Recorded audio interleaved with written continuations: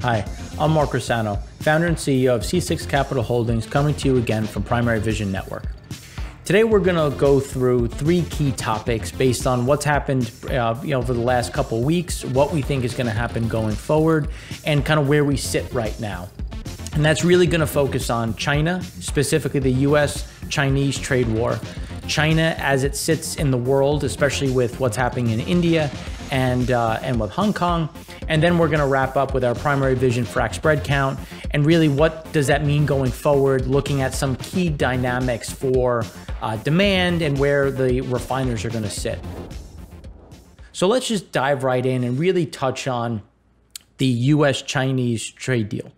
When we look at US exports going to China, you can see how much they've come down. Now, it's important to understand that the trade deal is based on a monetary value, not actual tonnage. So just based on how much things have fallen on a price level, specifically oil, LNG, condensate, it's going to be very difficult to reach those numbers, which we'll touch on in a little bit, just so you can have a sense of where we sit right now. So when you see 2020, obviously there's COVID, there's all these other components, but look at 2019, look at the end of 2018 when the trade war really started. You could see our exports really come down, and we really haven't seen that recovery. Now we can think of, okay, well, these are exports going to China, so they've come down. This is the trade war really heating up, but let's look at imports. Now, imports, they did normalize, not saying they didn't, but they didn't normalize to the same level if we look at it between what China no longer imports from the US, but what the US is importing from China. So we've seen that recovery, March obviously being the lowest for this year given COVID, and we've seen some pretty decent recovery, but again, even that is below where it was previously. We've had Maastricht talk about cutting 25% of tonnage, based on just the amount of tonnage available on vessels as well as actual vessels. But what does this mean going forward? Like, how is this trade deal really going to stay? And, we really don't think it's going to be able to hold value because they just can't reach those levels. So when we look at the actual breakdown by category, you can see energy. So energy sits there right there, says 18.5 billion. Now, it's important to understand that it's against the baseline of 2017. Which means that you have to take what it was in 2017, which it was China bought 8.4 billion plus 18.5 billion. So that means that in 2020, they have to buy $26.9 billion worth of energy products. Yeah, I mean, just look at where prices are. We've gone from 54 to negative 70 to, right now we sit at about 33. It's going to be so difficult to actually reach those levels.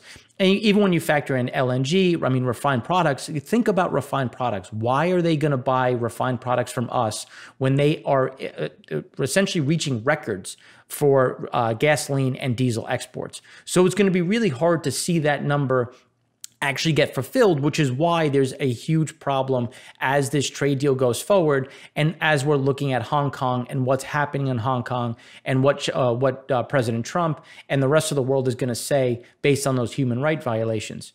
So when we think of, okay, well, if it's not going to China, because even though China has increased flow, and you have to consider, where China was. China was cutting flow in March. They delayed or canceled or deferred in April, and they had to come in May and pick up things quickly. So when we look at the margin, we have to consider what's happening in the margin land and what is a margin. Margin is what are the refiners making. And you can see that just in terms of what's coming from MEH, now MEH is just Magellan East Houston. So this is a key dock in which things go into the market from the US. And it's just negative across the board. I mean, going into the ARA, which is Europe, it's a negative 5.6 bucks.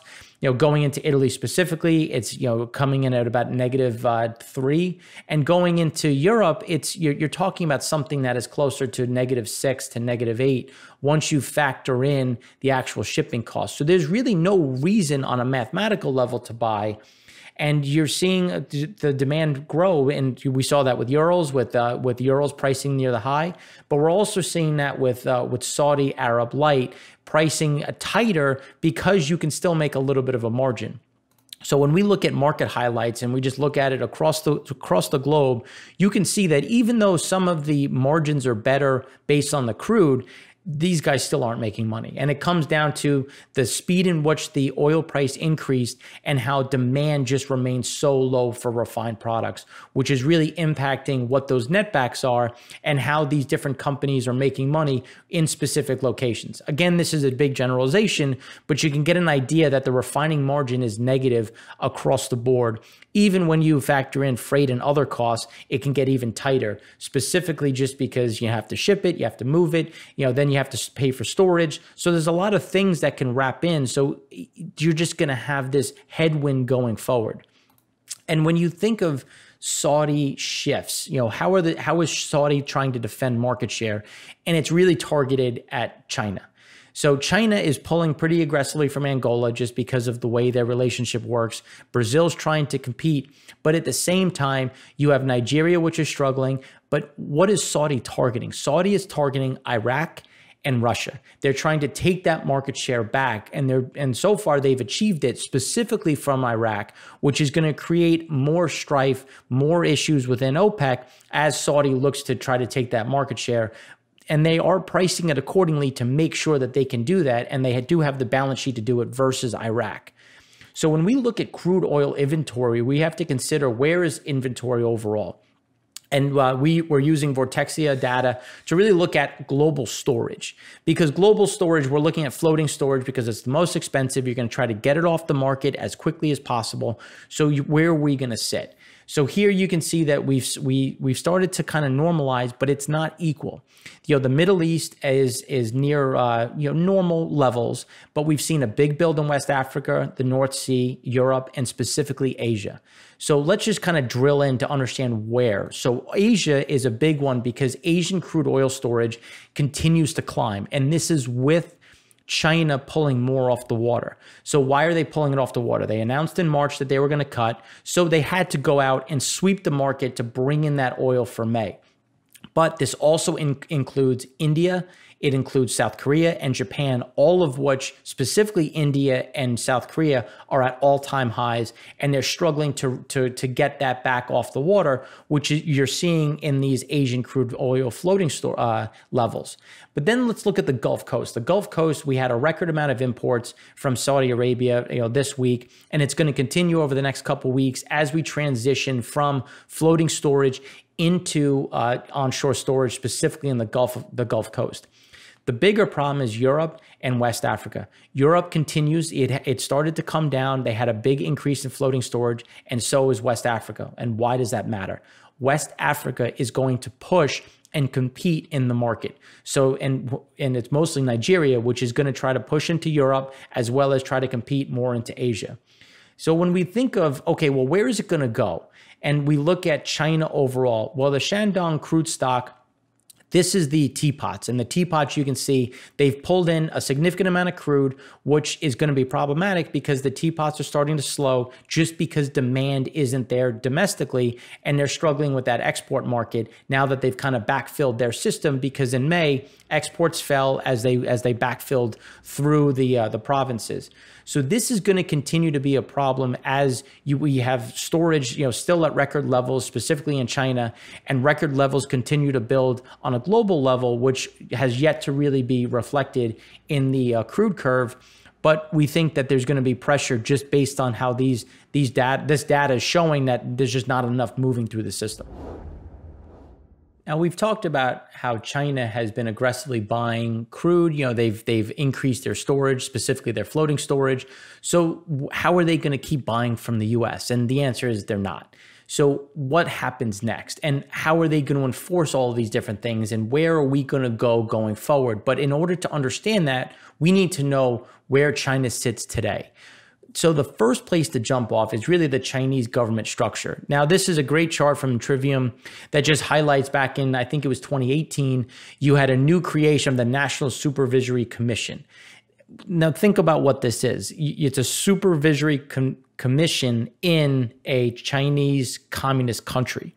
So there's obviously more supervision that's happening. There's more things, there's more focus on controlling the populace, really directing the narrative, which has gotten very hard with COVID-19 and the pushback people are getting.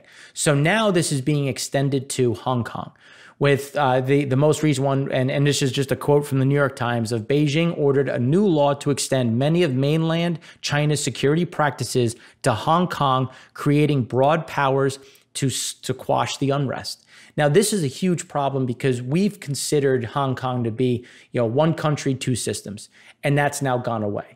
Now, as things go away, because we gave tariff relief, we gave a lot of benefits to Hong Kong when they were believed to be two separate systems. So now that this is converging and you have human rights violations, you have the, President Trump's going to talk about what's going to happen going forward against Hong Kong, it's going to be a problem because this is going to be a sticking point, but it isn't the red line in the sand. The red line in the sand is going to remain Taiwan, especially for Japan, which has essentially come out and said that they will defend Taiwan just as we will, but again, they would be coming from the same direction.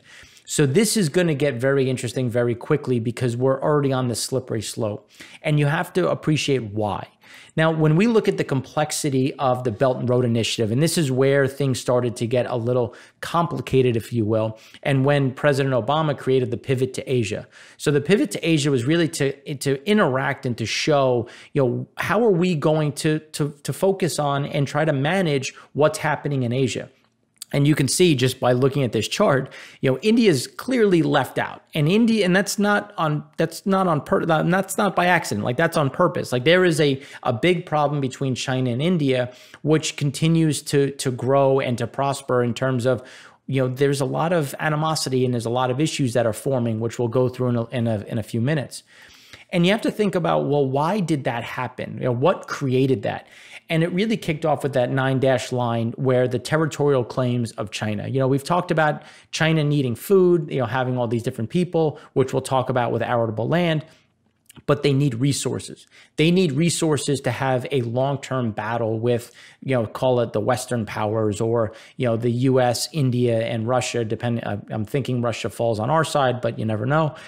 And this is really it. This is where you can see China is making claims to fishing land as well as territorial oil and gas. And it also gets around the Strait of Malacca, which is between that Indonesia-Malaysian point, because that is a choke point. That is a choke point that we control. So the Belt and Road Initiative has been a big focus on getting around that and creating other supply lanes to avoid some of these choke points if we do come to, it's, I guess for me, it's not an if, but a matter of when we have a rising escalation. And the next slide really this picture really kind of shows why they care so much. They can't really grow as much of their own food. They have about 12% of the world's arable land and 21% of the world's population, but you can see the density.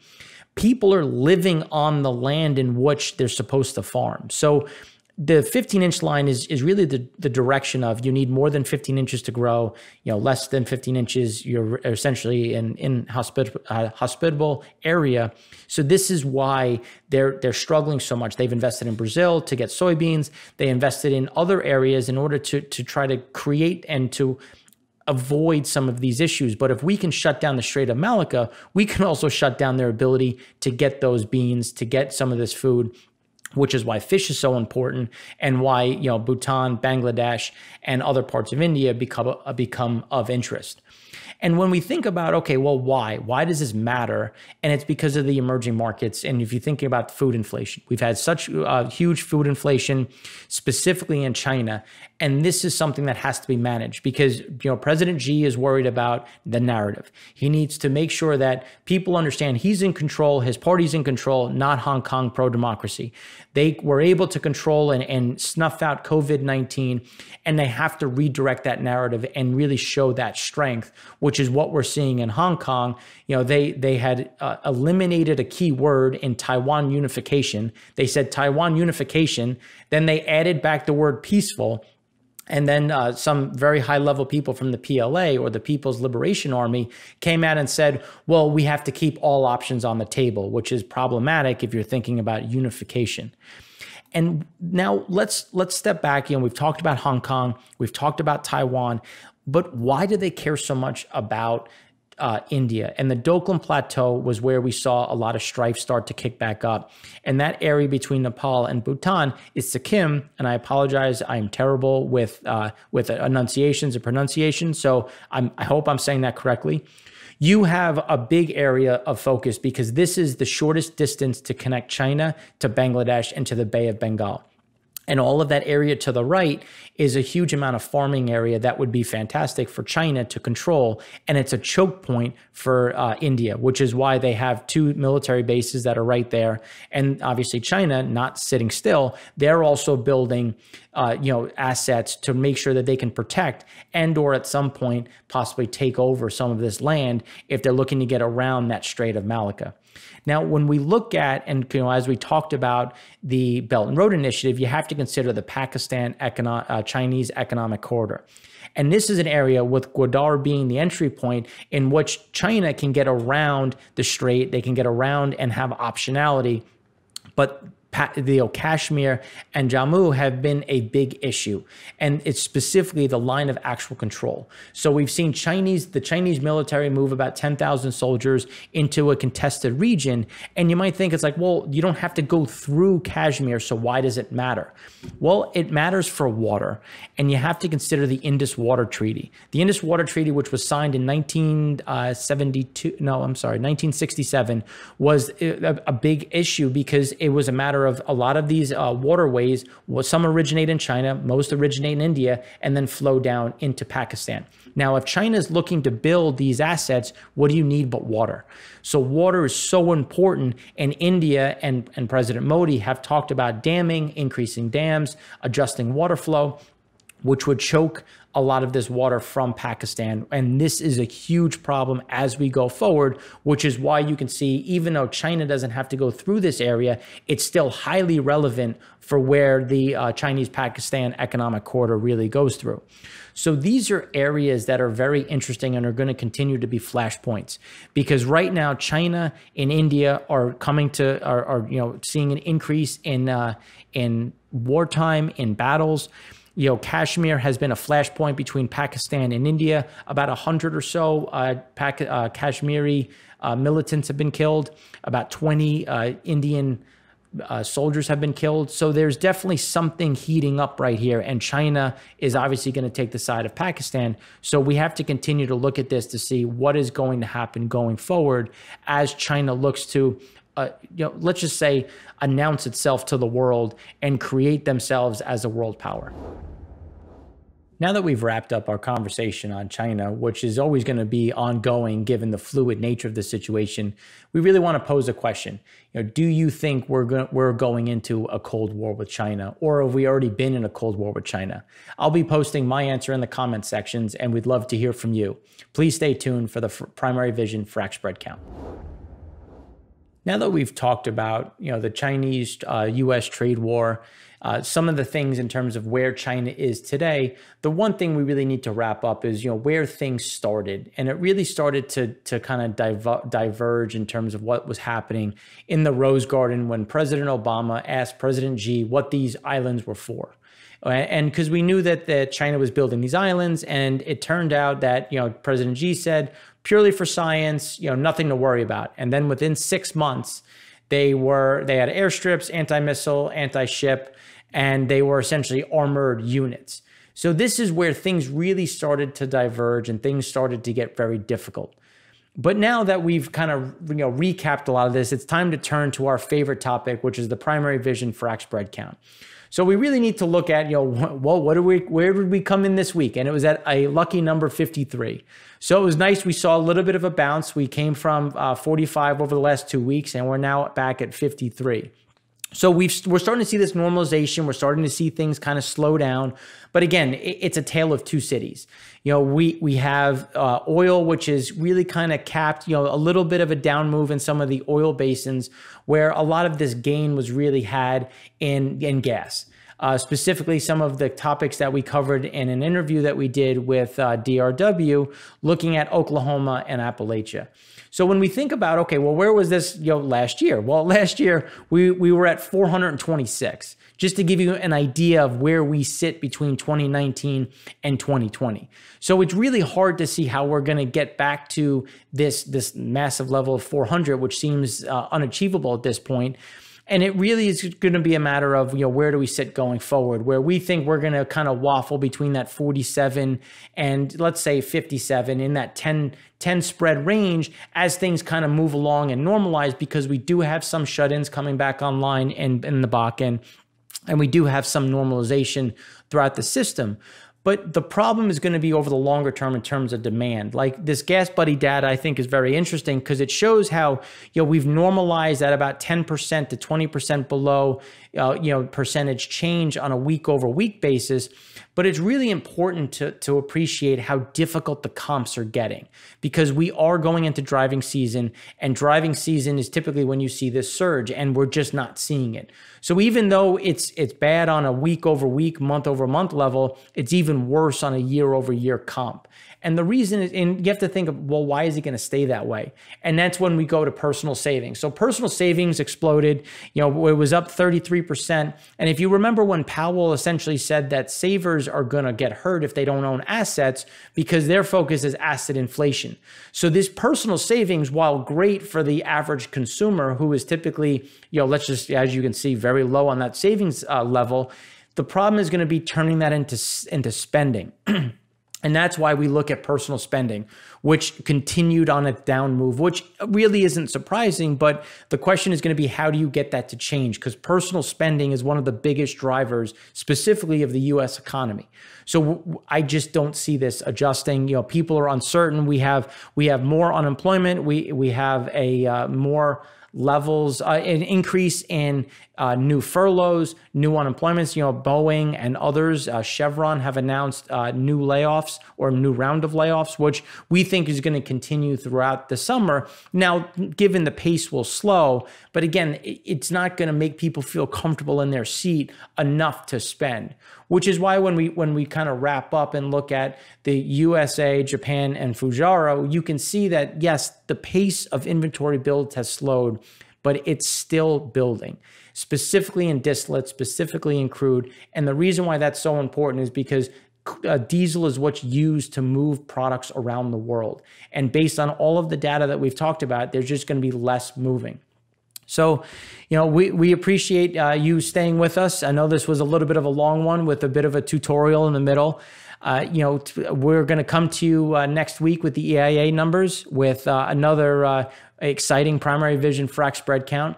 So thanks again for watching. If you have any comments, please leave them at the end. We love to hear your feedback or topics or questions. So again, Mark Rossano, founder and CEO of C6 Capital Holdings, coming to you from Primary Vision Network. Have a great weekend. Thanks.